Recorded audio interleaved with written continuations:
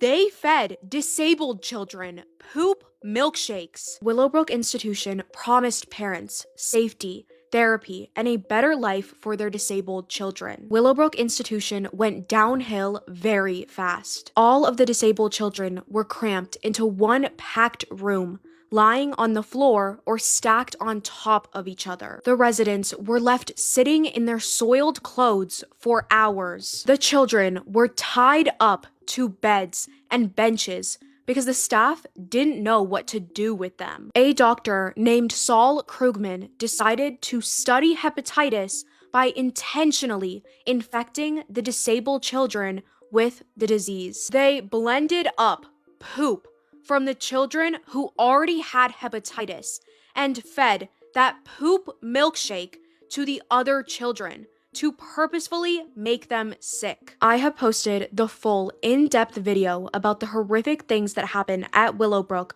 on my YouTube, so make sure to check that out. But other than that, what do you guys think about this case? She's convinced she went on a date with a possible serial killer. This girl named Tiffany Matthews made a video talking about when she was in college, she went on a date with this guy and immediately started to notice red flags. She met this guy at a bar, they immediately hit it off and ended up exchanging phone numbers. They had their first date, and when he picked her up, it was in a very nice, expensive car, but she found it strange that he didn't know how to work the car. For example, he didn't know how to open the car door, and if that's your car, wouldn't you know how to open the door at least? So she just assumed that this wasn't his car. Everything went well for the first date, and since Tiffany was going to be busy with studying, they weren't able to plan a second date right away. Once they were able to find time to get together, he suggested that they go to a park late at night. She agrees, and when he shows up, he's about an hour and a half late and he's in a completely different car. This second car that he is driving is completely run down, and immediately he tells her it's because he has dogs and he doesn't want his dogs to get his nice car dirty, and he was running late because he was getting gas. They then make their way to Gasworks Park, which is in Seattle, Washington. While on this date, Tiffany started to feel very uneasy about this guy because he started making jokes about unaliving her and told her that he was so excited to see her that he wore 2 different pairs of shoes. This park that they were at was very secluded and obviously very dark since they were there at night, and she was feeling very uneasy because he was still continuing with these jokes, so she ended up lying to him, telling him that her dad was a cop and that her roommates had her location, which was true. He replied to her saying, "Well, how accurate is your location?" which is a very odd thing to say. At this point, Tiffany is thinking of any kind of way she can get away from this date, so she just tells him that she needs to study and needs to go back home. Tiffany does not want to go back into this car with this guy and would rather just walk home, but then she remembers that she left her purse in his car, so she has no choice but to go back to his car. When they arrived at his car, she opened the door and grabbed her purse, and she just happened to look up at the gas gauge and it was nearly empty. At this point, Tiffany felt her heart drop because he had told her he was running late because he was getting gas, so now that she knew that he was lying, what was he really doing that whole time? Luckily, right next to this guy's car was another car parked with a couple inside, so Tiffany knocks on their window and asks if she can wait with them until her ride comes because she's feeling unsafe on her date. As soon as that guy saw her talking to the car next to him, he immediately sped off, she blocked him, and never spoke to him again. If you're ever in a situation like this, it's always important to trust your intuition because this could have ended bad really fast. They adopted her just to lock her up and torture her. Joel Koner, who was a firefighter, and his wife, Jennifer Koner, had 6 biological children and 1 adopted daughter. When their adopted daughter reached the age of 9, they locked her inside a room with no way of escaping. The room was completely empty and had 1 air mattress for her to sleep on. Jennifer would pull on the girl's hair, slap her so hard that her lip would bleed, and even kick her while she was on the ground. The little girl was not allowed to use the bathroom, so she would urinate and defecate on herself. She would then be punished for urinating and defecating on herself. The girl was forced to wipe up the urine and the feces off of the floor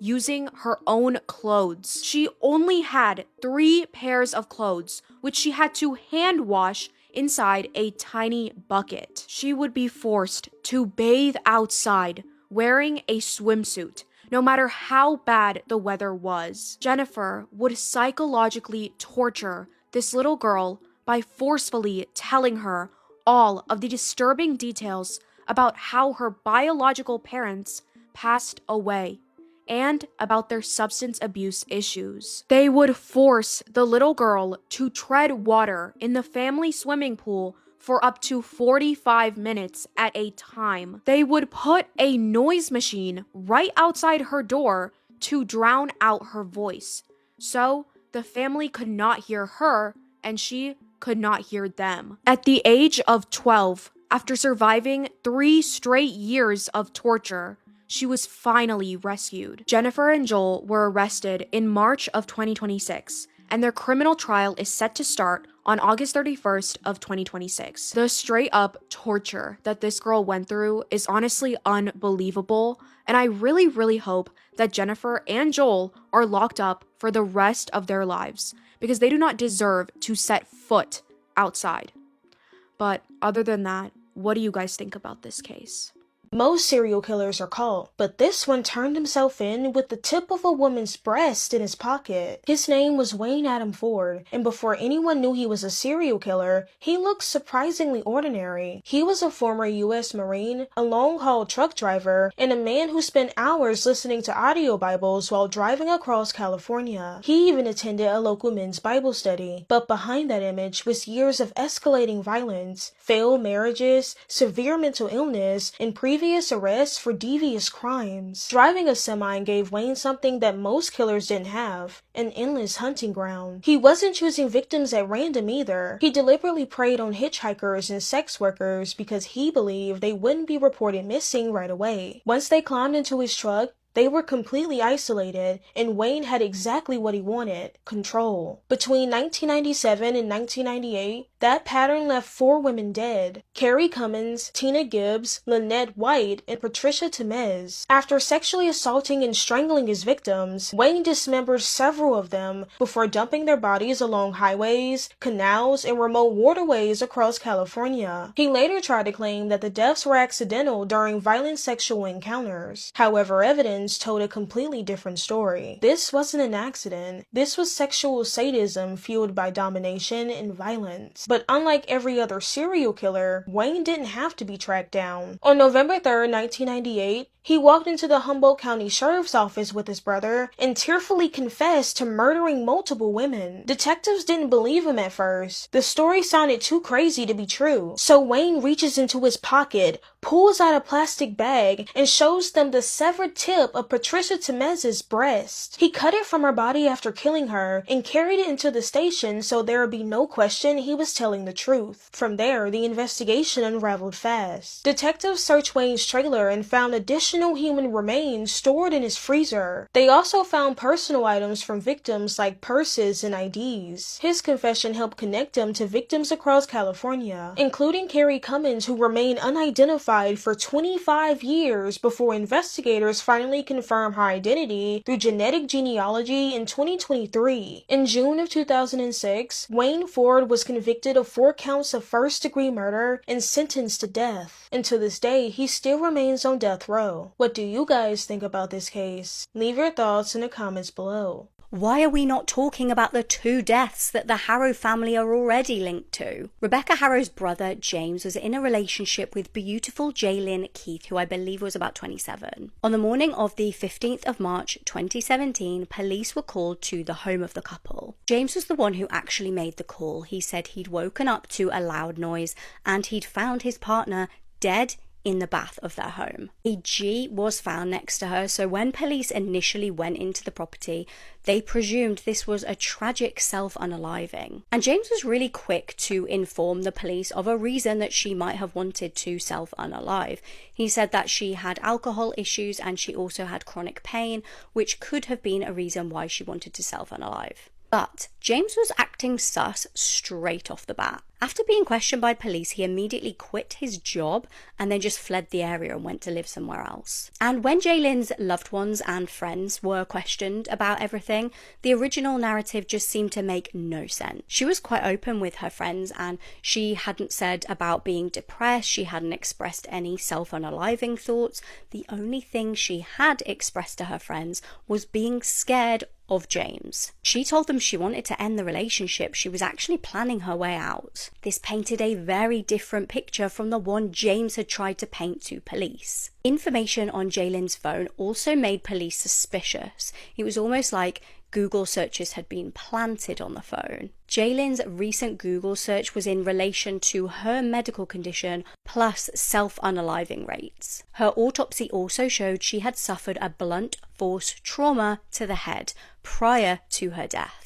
James had clearly hit her over the head and then killed her in the bath himself to try and make it look like she'd self-unalived, and also to try and sort of prevent him from being forensically implicated if he did it in the bath. Luckily, despite his attempts at staging the scene, he was convicted of murder and remains behind bars. That's Rebecca's brother. There's also claims that Jake's brother, Hector Harrow, died inside the couple's home back in May 2021. This is wild because the brother, Hector, actually was only born in 1991, so it's extremely young for somebody to just die. I don't know what you guys think, but obviously baby Emmanuel being missing and the parents being arrested for murder, Rebecca's brother being in prison for murder, and also Jake's brother dying at the house.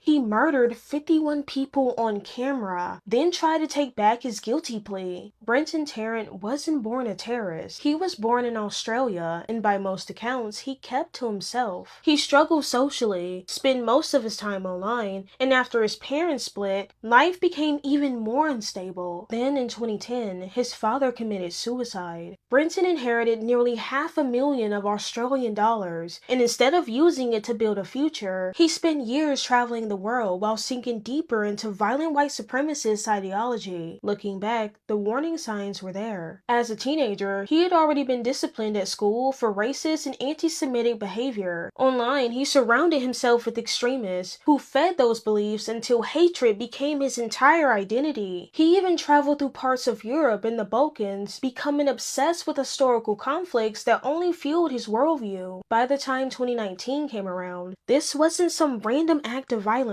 This had been planned for years. He wrote manifesto after manifesto, deleting a 240-page draft before settling on the 74-page version he posted online just minutes before the attack. Investigators would later discover that he researched mosque locations, collected weapons, and even planned to target more people than he ultimately did. Then came March 15, 2019. During Friday prayers, Brenton walked into the Al Noor Mosque in Christchurch, New Zealand, and opened fire. He live-streamed the massacre as it happened before driving to the Linwood Islamic Center where the violence continued. By the time it was over, 51 innocent people were murdered, dozens more were injured, and New Zealand had experienced the deadliest mass shooting in its history. What Brenton didn't know was that his plan was already falling apart. Police found his vehicle within minutes of the attack and forced it off the road before he could reach another target. Inside was exactly what you would expect: firearms, ammunition, extra magazines, and fuel that suggested he planned to kill even more people. Then there was the digital evidence, the live stream, the manifesto, the years of online activity. There wasn't anything left to argue. So in 2020, he shocked everyone by pleading guilty to 51 murders, 40 attempted murders, and committing an act of terrorism. He was sentenced to life in prison without the possibility of parole, the first person in New Zealand's history to ever receive that punishment. But somehow, that still wasn't enough. In 2026, Brenton asked the court to let him take back his guilty plea, claiming that solitary confinement had mentally broke him. The judges weren't buying it. They ruled there was overwhelming evidence. He knew exactly what he was doing, and that his appeal had no merit. To this day, he still remains in prison. What do you guys think about this case? Leave your thoughts in the comments below. This woman became so obsessed with true crime that she brutally murdered someone just out of curiosity. This story needs a massive trigger warning, as this photo is not what it seems. This is Young Yu Young, a 23-year-old woman described as a recluse who lived with her grandfather in South Korea. Young became so obsessed with true crime TV shows and books that she spent months plotting the murder of a stranger. She finally settled on a victim who was 26 years old and whose name has never been publicly released after contacting 54 other women on a tutoring app. She posed as a mother who was looking for someone to teach her daughter English, and she would message each tutor to see if they taught lessons alone and out of their own home.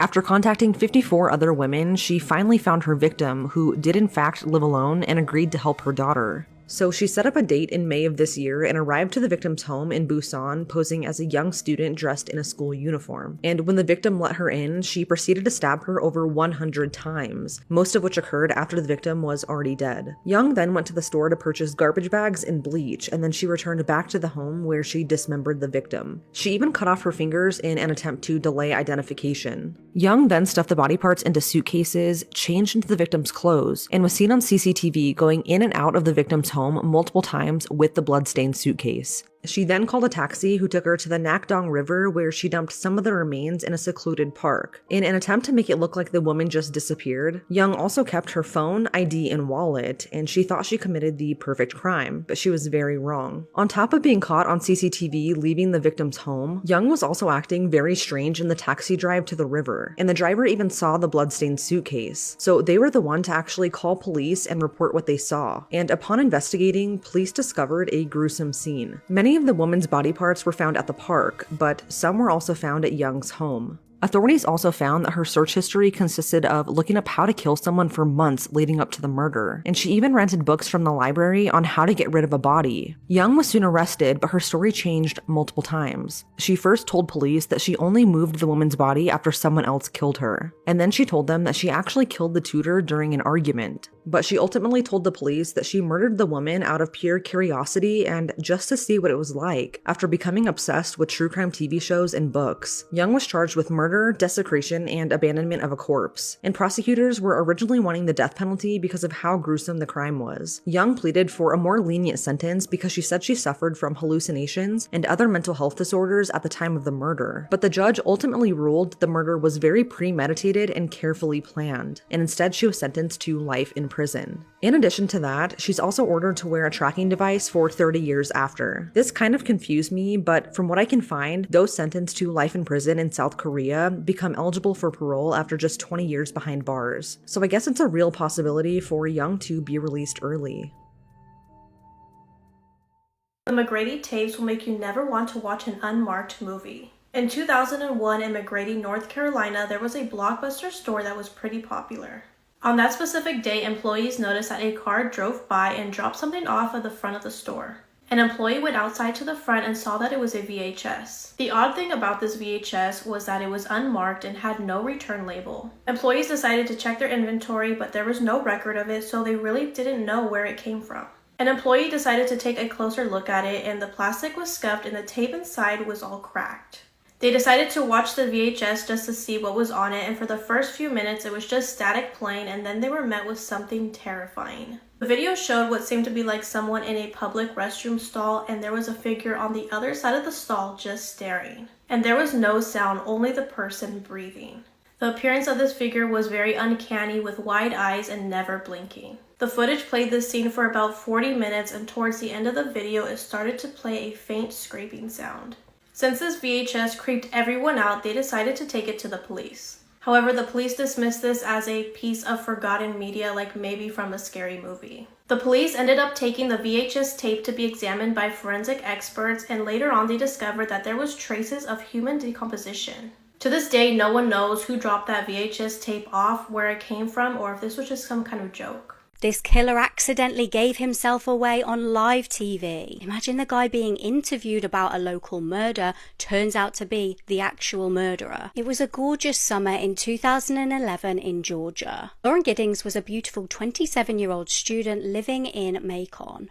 She went to church, she was super sporty, she was really popular with the girls and the guys. She was the eldest of 3 sisters and had an adorable little dog called Butterbean. She was incredibly intelligent and she wanted to start a career in law. Another student living in the area was Stephen McDaniel. Now, he was far less popular and intelligent than Lauren. In fact, he was more of a social outcast. He mostly kept himself to himself, but he did have a bit of a disturbing obsession with swords and weapons. Sadly, it wasn't his only obsession. Now, Lauren and Stephen did know each other. They'd previously attended class together, and Stephen became fixated on her. The pair lived in nearby apartments, and Stephen would kind of watch her out of the corner of his eye sometimes, and even plucked up the courage to ask Lauren out. But Lauren declined his advances. She was always polite about this, but she said she did have a boyfriend, but he kept continuously asking her out, and she kept having to say no. But he would just not take no for an answer. He became fixated on stalking her social media accounts and chillingly watching her through the curtain of his home. He would spy on her as she came in and out of her apartment, and the idea of that just gives me chills. Like, imagine just not realizing that somebody's literally spying on you. Then things took an even more sinister and terrifying turn. He became so obsessed with Lauren that he actually created a contraption to enable him to record her through the window. He attached a camera to a stick to enable him to film her and then rewatch it back after. And Lauren was an intelligent girl. Like I said, she did kind of get an eerie feeling about Stephen. She was pretty security conscious, and she was just getting this uncomfortable gut feeling. She even told her friends that she felt she was being watched. By the time they all realized she was right, she was being watched, it was far too late. On Friday the 24th of June, Lauren went to a local bar with her friends to have some drinks. She'd actually been getting to know an older guy called David, and they really liked each other. They just were kind of like rekindling something, and Lauren had split with her boyfriend Joe, from what I understand. But she was still kind of friends with Joe. They were still on good terms, and as I said, they'd only recently broke up, so I think she stayed at his house that night. The next day, she left his house to go to a country club for the day. Nothing seemed off at all. For on the 29th of June, Lauren's sisters had a really bad feeling.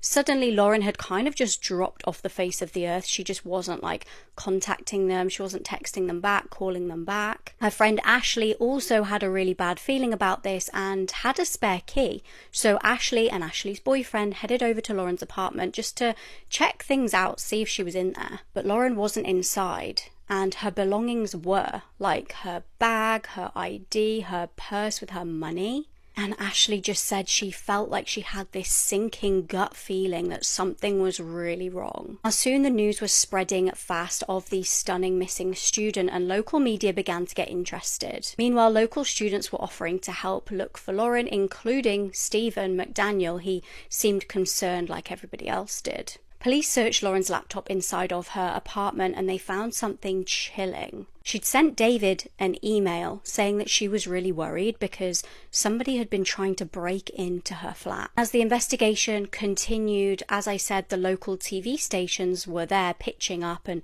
interviewing people, including Stephen. He really came across as quite nervous, but maybe he was just nervous for being on TV. He repeatedly stated that nobody knows anything or knows where she is. Then the interviewer dropped an absolute bombshell. She said Lauren's body had in fact been found. And Stephen, at this news, appeared totally stunned, and he just acted very, very strange. He said he needed to go and sit down. Now, interestingly though, throughout the interview, he'd been referring to Lauren in the past tense.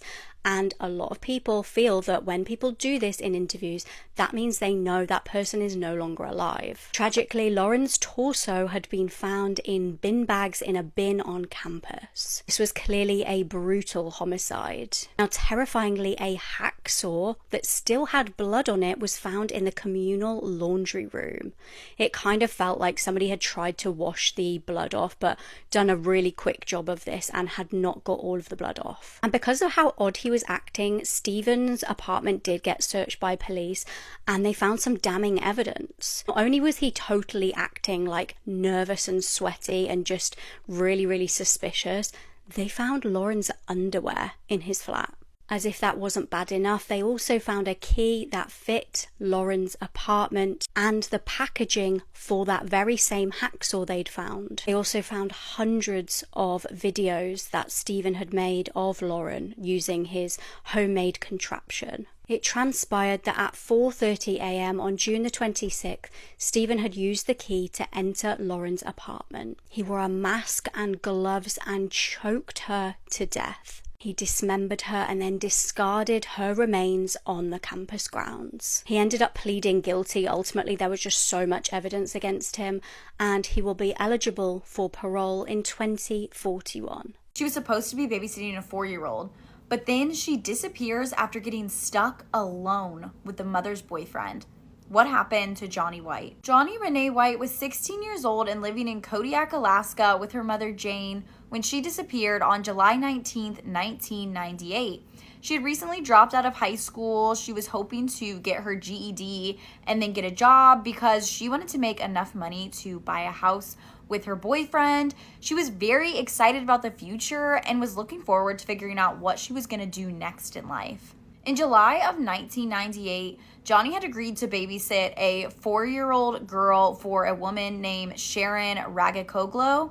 Not 100% sure if I'm pronouncing that right. I know how you guys are with your pronunciations, but I couldn't find very accurate pronunciations of this. So sorry if it's wrong.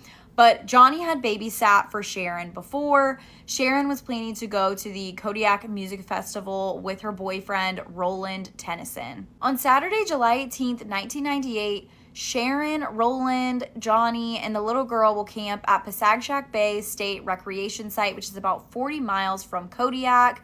Apparently, on top of babysitting, Johnny was also going to be the designated driver if Roland and Sharon would need it because they were planning to drink at this music festival.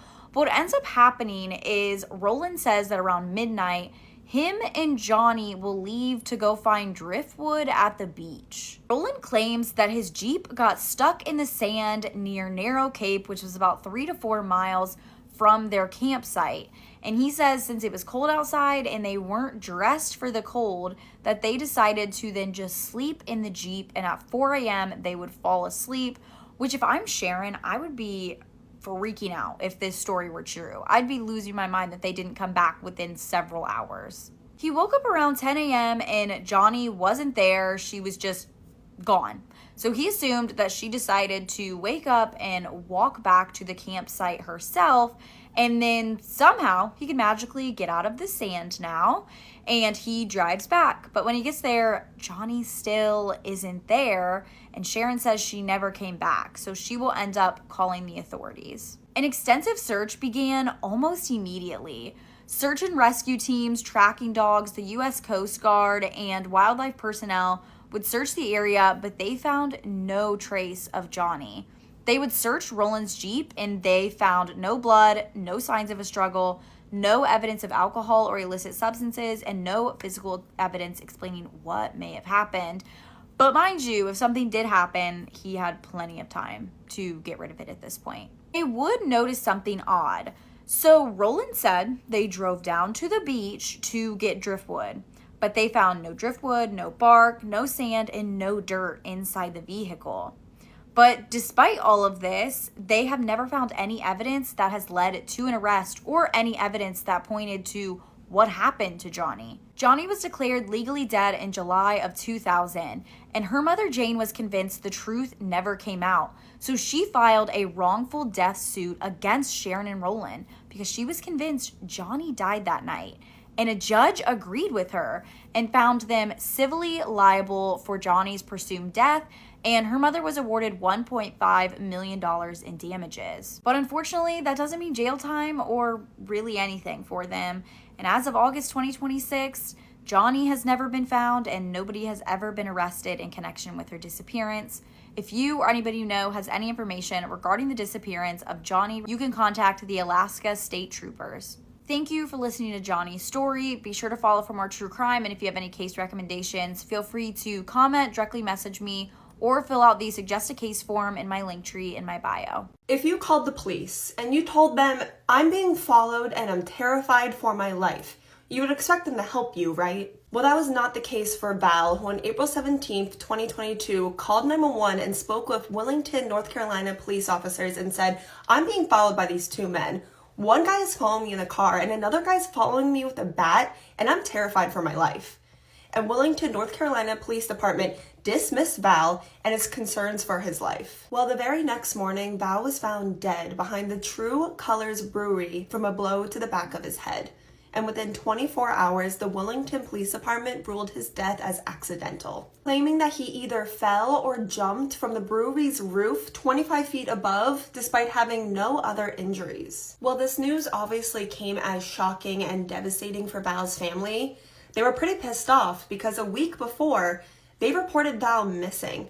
So when he called and spoke with the police officers, they should have notified his family, but then just chose not to. And when Val's family asked for the body cam footage of the officers that spoke with Val the day before his passing, they were pretty much told, "You're never gonna see it. Just take our word for it. Your loved one was shirtless, shoeless, and acting completely delusional." Luckily, Val's family did not accept this, and they went to court to have that body cam footage released, and well, found out that everything they were told was a lie.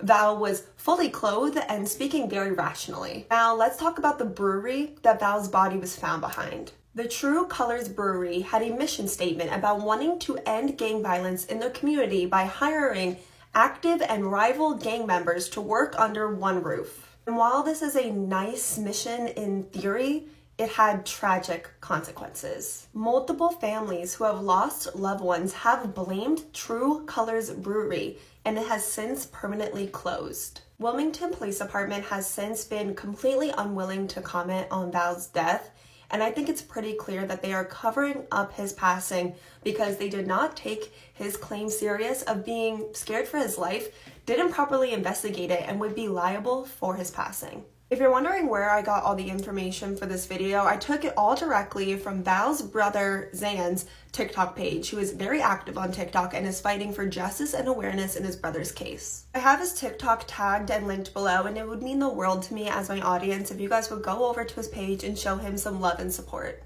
Zan is currently asking people to go tag Hulu, tag Netflix, anyone that can help him make a documentary to get justice for his brother Val. And since Val has loved ones who are active on TikTok, I'm begging of you, please only leave supportive comments, share this video, and go watch Zan's videos as well. And thank you guys so much for listening to Val's story.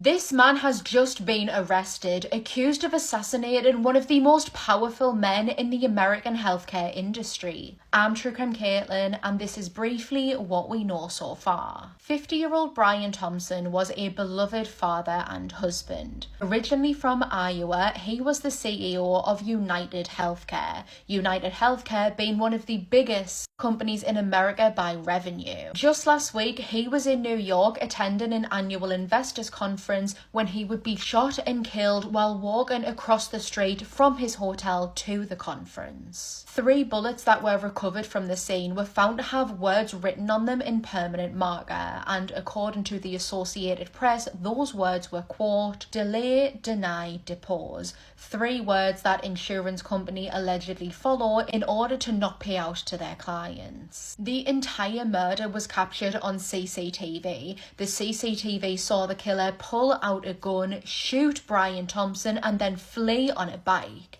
The killer made their way to Central Park, where he disposed of a grey backpack. When the backpack was recovered, investigators would open it to find that it contained Monopoly money. After disposing of the grey backpack, the killer then left Central Park, headed towards a local bus depot station, and fled the state. CCTV still of the suspected killer was captured and broadcasted, and it very quickly went viral. On the 9th of December, 911 would receive a phone call from a witness who believed that they were looking at the person from that CCTV still. Police quickly arrived to a McDonald's in Pennsylvania, over 200 miles away from where the murder took place, and arrested Luigi Mangione. With him, Luigi was carrying a black pistol and a silencer, both of which had been created using a 3D printer, apparently. He had several fake IDs on him, one of the fake IDs matching a fake ID that the killer used to check into a hostel in New York, some cash, and a handwritten lengthy manifesto which contained a confession and read in part, quote, "These parasites had it coming." I have posted another video reading the manifesto in full if you're interested in listening to it. So who is Luigi Mangione?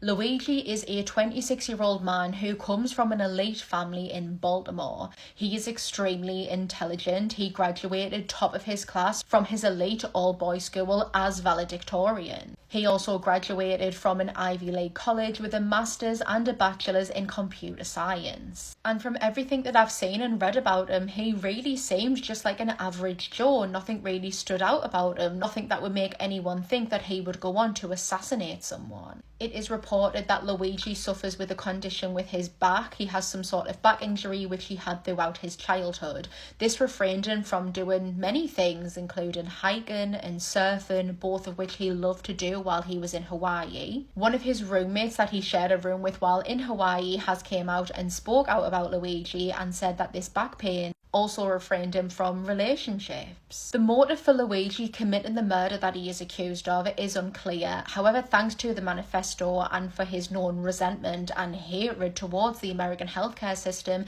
it's fair to assume that it's the American healthcare system that is why he did it. After being arrested and escorted to the courthouse, Luigi shouts to the press, quote, "This is completely out of touch and an insult to the intelligence of the American people." During this hearing, he was denied bail and his defense attorney is fighting to have him not extradited back to New York. Since his arrest and his identity being revealed, Luigi is going viral online. Some people are going feral over him, they're thirsting over him, putting him on a pedestal and branding him as a hero. One quick scroll down the app X will show you that he has many admirers, many fans, people are making edits about him, and people are turning him into a meme. I'm interested to know what you think, so comment down below and let me know. What you're about to see is the last video of Jacqueline Elmquist, just hours before she was mysteriously found dead at the bottom of a garbage chute in a luxury condo building in New York.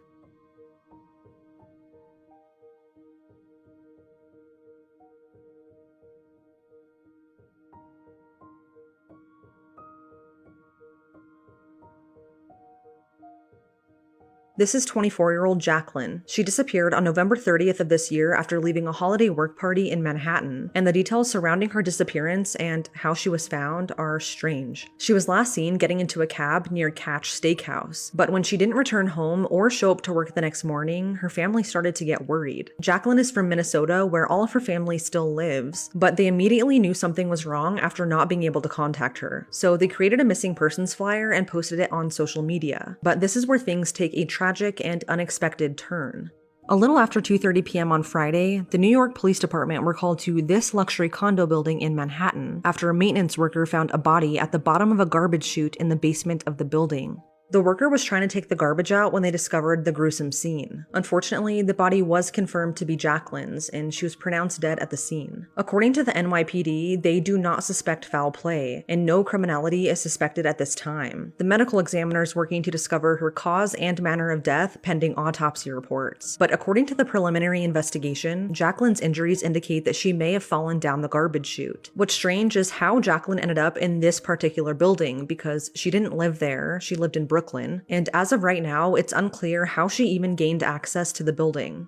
Jacqueline was officially last seen alone on surveillance footage around 11:45 p.m. the night she disappeared, stumbling down West 28th Street attempting to open up random doors along the way until she eventually appears entering the condo building. The location of the condo building where she was found is less than 1 mile from Catch Steakhouse, where she was seen getting into that cab. The condo was also located on West 28th Street. As of right now, the circumstances surrounding Jacqueline's death are still a mystery, and she'd only been working for her company for a month. Let's talk about what happened to 14-year-old Charlene Downs, how she went missing, but her killer sold her remains as kebab meat. On November 3rd, 2003, a mother from Blackpool, England, called the police, frantically telling them, "My daughter has been missing." Hello? Hi, it's Blackpool Police here. We just received a 999 call on your phone. Is there a problem? My daughter's been missing since Saturday night. They thought she'd been back by now, but she hasn't returned. At first, police thought it was just another missing person case, but what they discovered 2 years later would change everything. Charlene was a really bubbly, outgoing teenager. She was very well known around town. She loved hanging out at North Pier or around central parts of town, but despite her personality, she had a very rough life. As Charlene got older, she became a lot more rebellious. She started skipping school and eventually getting expelled. She even started hanging around older men around town. Now, that did worry her parents, but that is literally nothing comparing it to what happened next. It was 6 p.m. on a cold Saturday and also the last time anybody ever saw Charlene. So that night, Charlene and her mom Karen, they were outside waiting for Charlene's friend to pick her up. They were gonna head out to Central Blackpool. You know, her mom gave her a big hug and reminded her of her 10 p.m. curfew. So they drove away, headed into town. You know, they were just hanging out, going to arcades, the street shops in Blackpool, you know, just being typical teenagers. So it's around 10 p.m. now, and Charlene's mom, Karen, is on her way home from work. Now she's expecting to see Charlene at home, but instead she walks in and sees her husband, Robert, right? But not to her surprise, Charlene was not home, but this isn't like anything shocking because Charlene never comes home on time anymore. Like I said, she is acting a lot more rebellious. They kind of just like brush it off. You know, they have the expectation like, we'll scold her in the morning, so they just go to bed. Morning came, they got up expecting to see Charlene and ready to scold her about her actions from before. They walked to her room, opened the door, and when they walked inside, nobody was there. It was completely silent and completely empty. Now, at this point, their hearts drop. They're wondering, where's Charlene? What happened to her? Is she okay? Why didn't she come home last night? They knew she typically stayed out late, but even for Charlene, like, this was not normal. So the first thing Karen does is immediately grabs the phone, calls the last person she saw Charlene with, which is the friend that she went out with that Saturday night. She starts asking this girl all these questions. Where's her daughter? Is she with her? Have you seen her? When's the last time you saw her? But then she hesitates and only says, no, I have not seen her. Now, her parents at this point are just going from worry to straight fear. Karen immediately calls 911, and that is the audio call you guys heard in the beginning of the video. A full investigation would take place to find Charlene, and for days, weeks, and years, it would just drag on. They would talk to neighbors, friends, families, anybody who can try to give any information about Charlene, but nobody knew anything or her whereabouts. Now, it is 2005, and the case just goes cold.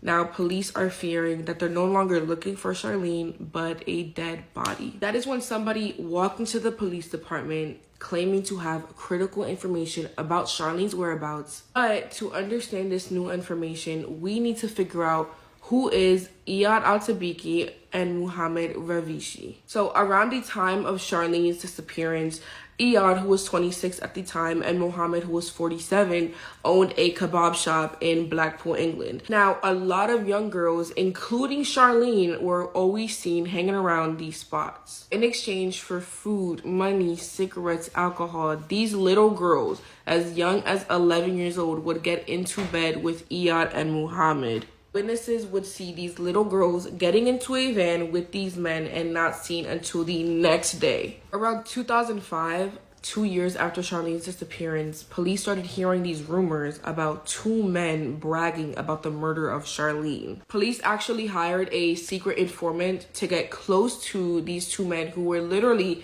bragging about Charlene's murder, and those two men were Muhammad and Iyad. We'll call this informant John for story purposes. For weeks, John would get as close as possible as he could to Iyad and Muhammad, having countless of recorded conversations just to get anything that police can use, until finally John caught the conversation between them that finally revealed what had happened to Charlene. Now, as soon as John got this recording, he got up, went straight to the police recording, and handed it in. And as it would turn out, that person that walked into the police department with the critical information about Charlene's whereabouts was John, the secret informant. Bless him. This is the audio that they obtained. You look worried, you know. Believe you me, don't worry. There's nothing they can find. And then they had the nerve to blatantly speak out about SAing her and what they did to her body. You are fucking Charlene. Yeah, you know.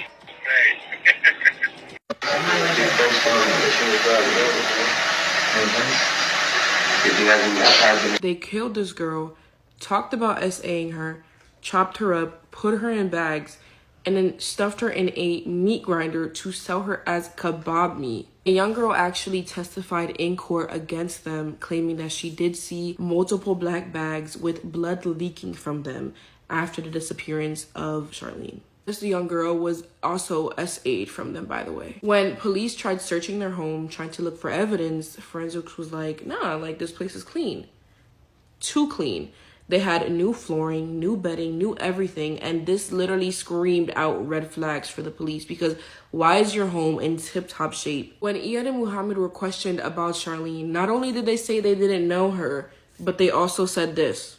I don't care where she is, whoever done anything, whether she's alive or dead or whatever, I couldn't give it us, to be honest. During their murder trial, defendants would argue that the audio confession was transcribed to fit the case, and it was dismissed. Now, this was the prosecutor's only piece of evidence, and without it, they had no case against them. This makes me so mad to say, but Iyad and Muhammad were actually set free. They never went to jail for this crime, and instead they were rewarded $327,000 for false arrestment. Are you kidding me? They basically got paid for the murder of Charlene. Now, at this point, the investigators were just at a loss. They didn't know what to do, but it wasn't until Joe Cusack, a journalist, found out some pretty disturbing information about Charlene's home life, and it really made us question, okay, was her murder really an accident? Charlene's dad, Robert, was a very heavy drinker, and he would very often bring home extremely shady men from the bar. One of these men was actually a convicted predator who pleaded guilty to 4 counts of SAing 10-year-old girls. A neighboring witness actually testified that he would see Charlene sitting on his lap the day before her disappearance. CPS actually had an ongoing investigation with the Downs family because Charlene herself would report Ray Monroe and multiple other men doing inappropriate things to her. It turns out that a year before Charlene's disappearance, she went to the hospital a total of 13 times with head injuries and bruises in her inner thighs, complaining of lower pain. The scariest part is that Charlene's mother actually never called 911 right away. She waited 2 whole days before calling 911 and even reporting her daughter missing. We will never know what happened to Charlene Downs. Those who failed her are out there running free right now, but I really hope the truth will come out one day and her justice is served.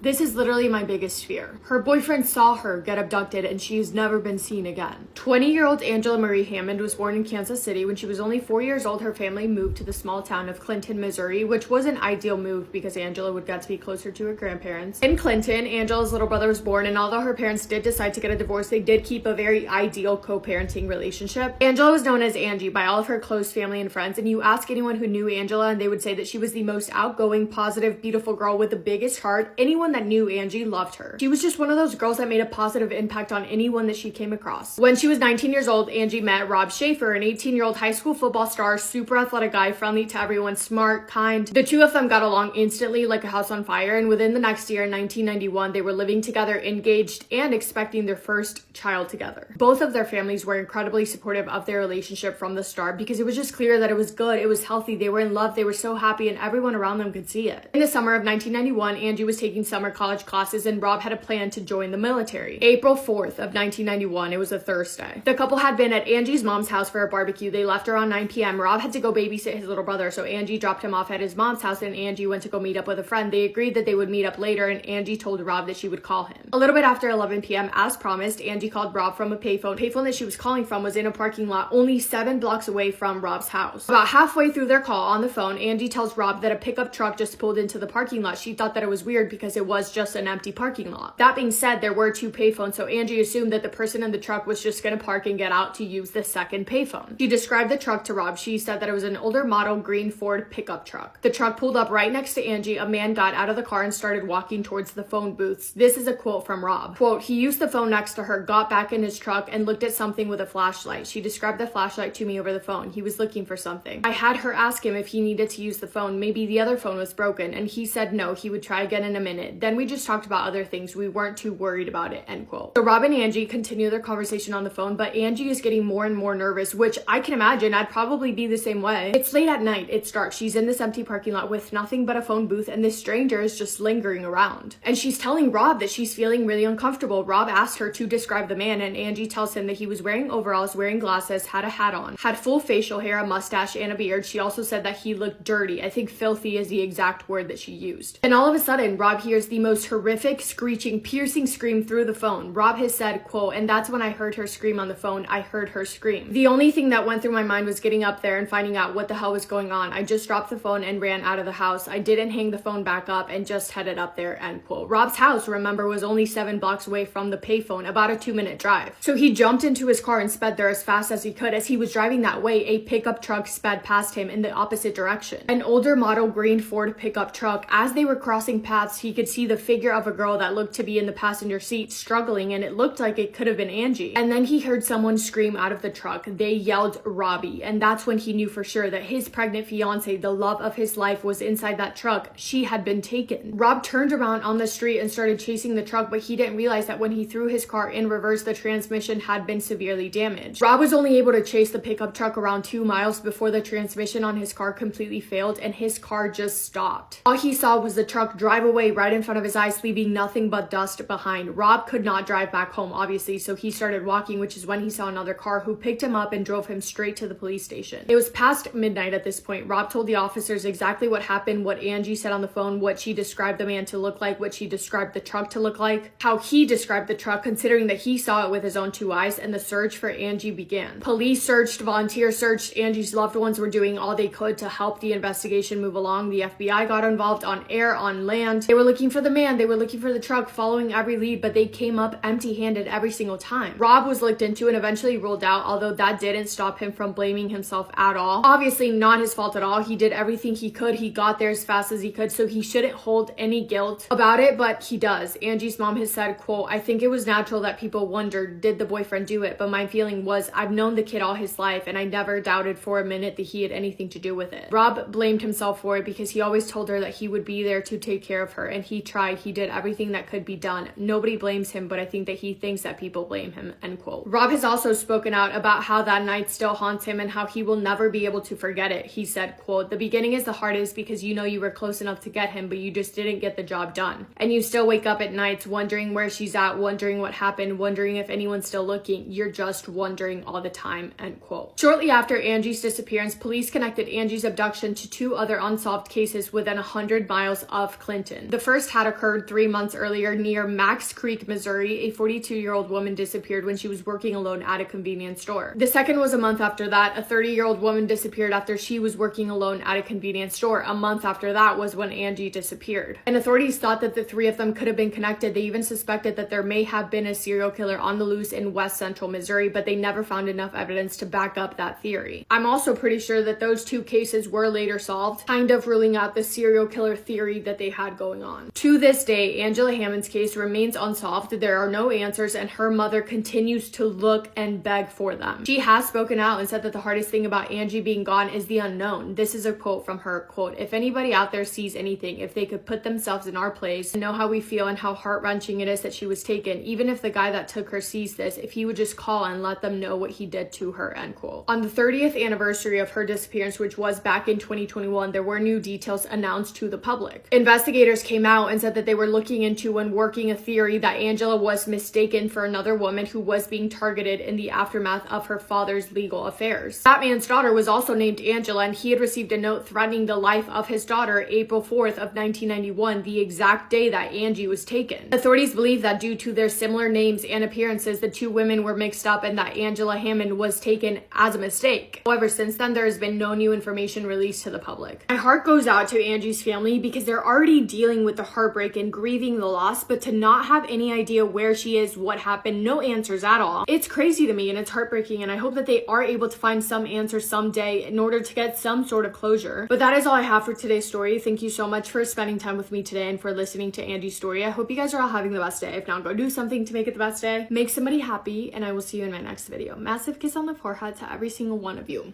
Oh, also, I have a really fun announcement coming soon. Go follow me on Instagram if you want little teasers of it, but Stay tuned. Love you. This is the story of James Ray III. Born and raised in Brooklyn, New York, James grew up in a very stable working class household. His family described him as highly driven, academically focused. Fresh out of high school, he decided to enlist in the U.S. Marines. After serving 4 years, James joined the New York Police Department, but that was short-lived because he wanted to go corporate. So in the 1990s, he decided to attend graduate school to earn his Master's of Business Administration, which led him to law school, and he passed the bar with flying colors. By the 2000s, James had his own private practice, specializing in entertainment and intellectual property laws. And in the midst of all of this success, he decides to marry his first wife. By early 2010, James hired successful financial analyst Angela Bledsoe. Now, Angela is from Prince George County, Maryland, and she also comes from a very stable background. She always excelled academically. She graduated high school with honors, and she went on to attend Florida A&M University, earning her degree in finance. Now, right after college, she relocated to New York City. At first, she was working as an analyst at Chase Manhattan Bank, but later advancing to JP Morgan. And by 2010, she had found herself at James' law firm. James was very impressed by Angela's resume, so he hired her to hire life insurance agents. And their relationship started off very professional until about 2011. That professional relationship turned physical. Mind you, James is still very much married. But Angela had no clue that James and his wife was about to celebrate their 25th anniversary. He was living a double life until she got pregnant mid 2011. And when they had their daughter in 2012, he couldn't hide the secret no more. But when their daughter was born, James wasn't the attentive father Angela thought he would be. She really couldn't count on him for nothing. And they both lived in separate places. Angela lived in New York and James lived in New Jersey. So in 2015, James decided to divorce his wife. And he said that he was going to keep their house that he had raised his family in. He got children with her too, in Montclair. And as soon as his family left the house, he moved Angela and their daughter in. But the honeymoon phase never happened, because as soon as Angela and her daughter moved in, James' true side started to show. See, James liked when women submit to him. And when Angela moved in and she wasn't cooking or cleaning, that made him angry. He called her lazy every chance he got. He became very controlling. He would talk down on her in front of their daughter and in front of other people. He would monitor who she talked to, and he went as far as to set up cameras around the house. James started flooding Angela's phone with Bible scriptures, the scriptures that say what a wife should be to a husband. The two are sick of each other at this point. James misses his first wife badly, and Angela wishes she never even moved in with this fool. In October of 2017, Angela went back to Florida A&M homecoming, and she ran into an old classmate, Bakari Burns, and the two hit it off. So much so that they started to mess around a little bit. Now, they will mostly contact each other via text message because Bakari still lived in Florida. Angela and James' relationship was already rocky, but now she's really not paying James no attention because she got something new going on. She done been to Florida a couple times, and James is noticing the shift in her actions. One night around 4 a.m., Angela wakes up to James sitting at the foot of the bed, and his leg is shaking. He told Angela, "Your actions is of somebody who's cheating."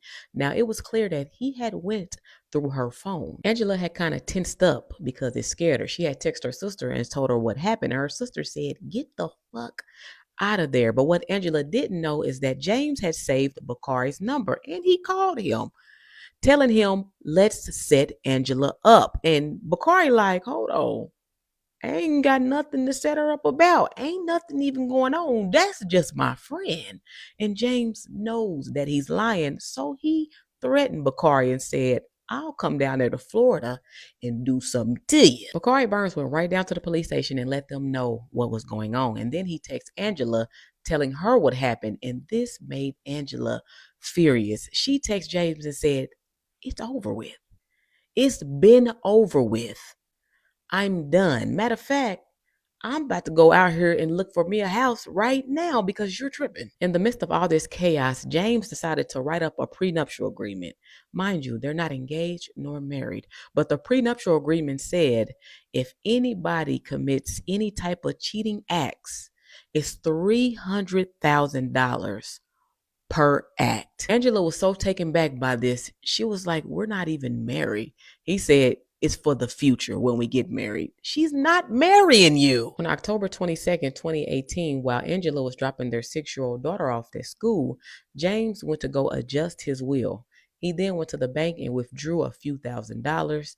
He then called his adult daughter from his first marriage, asking her to get close to her younger sister. When Angela returned home from dropping her daughter off, she started to get herself together because she has a meeting with her realtor today. But she never made it because when James returned home, he shot Angela 4 times in her face, her chest, and her back. James then packed a couple suitcases for his daughter and typed out a letter claiming that the shooting was in self-defense. He then went to go pick his daughter up and asked his brother to meet him at Longhorn. James had put the letter, including money, inside of his daughter's bag without his brother knowing. He sat there and ate with his brother. He asked his brother if he could take a picture of him and his daughter. And he told his brother that he was going to the restroom, but James left. He fled. His brother didn't see the letter till around 8 p.m. and decided to call the police to go do a welfare check on Angela, and they didn't discover her body till around 12 a.m. By sunlight, James's wanted face was everywhere. The police had found his car at the airport parking lot, but he was nowhere to be found. He even had what they call a red notice on him, which is a flag on your passport if he tries to travel internationally. It wasn't until 6 days later, October 28th, 2018, James was detained in Cuba. He had made it all the way to Cuba. And when they busted James, he had all type of miscellaneous things on him. But what stood out the most was the journal, which he documented how he got to Cuba. Cuba gave the U.S. a time frame to come pick up James because they don't have the best relationship. So they said, if you ain't here by this time, we just gonna go ahead and let James go. And it wasn't until November 6th, James made his way back to the U.S. James was charged with first-degree murder and unlawful possession of a weapon, and he had pled not guilty, claiming self-defense. James said he was cleaning his guns at home, and Angela had pulled a gun out on him first, and he just happened to shoot her first. And when he was shooting, he said he just could not stop shooting. But evidence showed different. It was premeditated. You went and got your will adjusted.